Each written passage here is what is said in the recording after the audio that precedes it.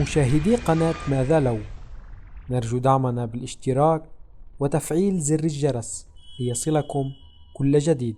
نتمنى لكم مشاهدة ممتعة. كيف كانت الأيام الخوالي قبل الكهرباء؟ هل كنا بالفعل أفضل قبل بدء تشغيل أول محطة للطاقة؟ ماذا لو أطفأ كل شخص على سطح الأرض الأضواء؟ هل يمكننا تقليل التلوث الضوئي بما يكفي لرؤية درب التبانة في سماء الليل؟ كم من الكهرباء سنوفر؟ وهل سيساعدنا ذلك في مكافحة تغيير المناخ؟ هذه ماذا لو، وهذا ما سيحدث إذا قام كل شخص على هذا الكوكب بإطفاء الأنوار لمدة ساعة. لقد أمضت البشرية 100 العام الماضية في زيادة اعتمادها على الكهرباء. انظر من حولك: جهاز الكمبيوتر، الميكروويف، الثلاجة، المصعد، إشارات المرور، النقل العام، كل شيء يعتمد على الطاقة الكهربائية. سيكون الذهاب تماما بدون كهرباء حتى لمدة ساعة أمرا غير مريح للغاية. لذا دعونا نحصر استخدام البشر للضوء. أطفئوا الأضواء ولنبدأ. تستهلك البشرية في المتوسط 62,000 تيرا جولز من الكهرباء في الساعة. هذه الطاقة التي ستحتاجها سيارتك للقيادة إلى بلوتو والعودة مرتين.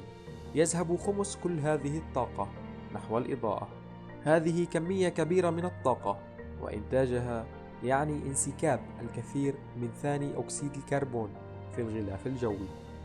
من الواضح أن الطاقة النظيفة من الشمس والرياح والمياه لا تؤثر على تركيز ثاني أكسيد الكربون، ولكنها تشكل فقط ثلث إنتاج الكهرباء العالمي، وما تبقى منه يطلق انبعاثات غازية.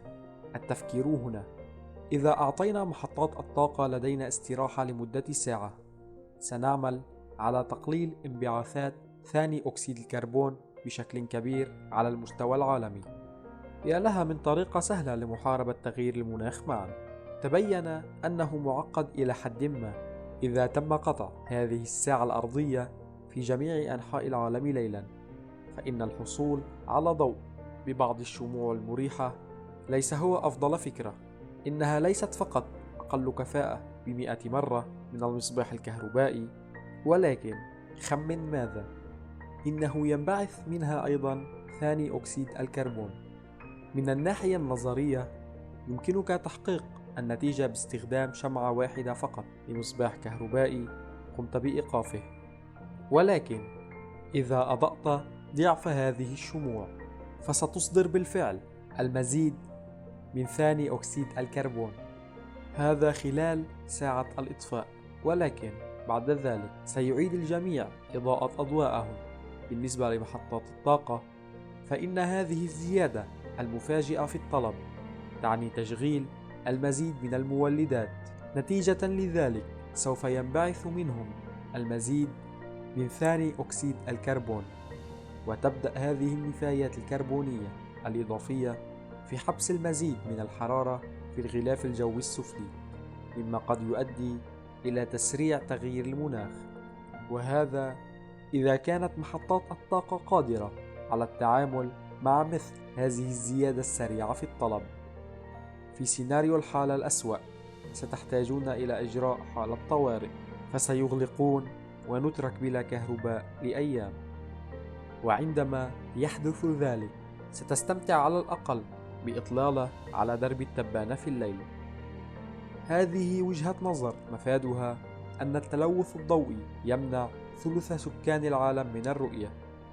لذلك ربما لا يجب أن تغوص مجددا في الظلام.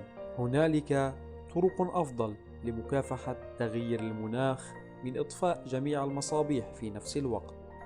بالنسبة للمبتدئين، يمكنك محاولة استبدال جميع مصابيح الإضاءة المتوهجة بأخرى فلورية مضغوطة، أو أن تستقل النقل العام.